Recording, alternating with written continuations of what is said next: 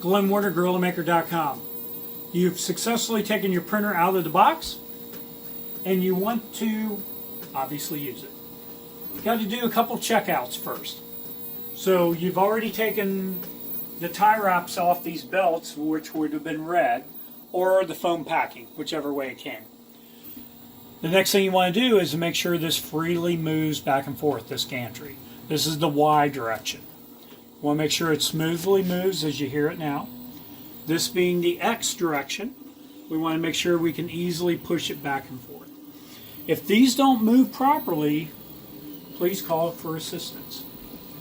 The next thing you want to do is we have two end stop switches. This switch right here has an arm on it, and this switch right here has an arm on it.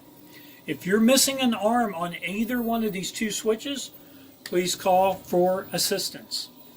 Your printer will not print properly if those pieces are missing or damaged during shipping. The next thing you want to do is check a few things. Remember, this is just shipped halfway around the world, all the way around the world, or maybe just from state to state.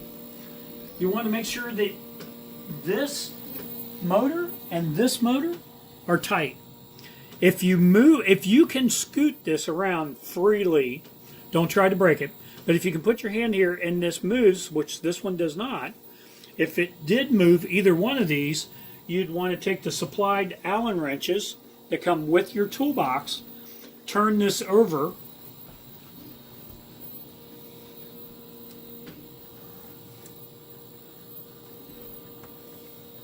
and from the bottom, you'd want to tighten these two screws up, or these two screws up, whichever ones are loose. You may find that other screws could be loose during shipment. All the Allen wrenches are supplied in the toolkit. You may have to come around and tighten a screw because of shipping. Now, after you've checked all the screws in your printer, of course, you're going to want to get started. In the next video, we'll show you how to put the filament tubes on and how to put the spool holder on.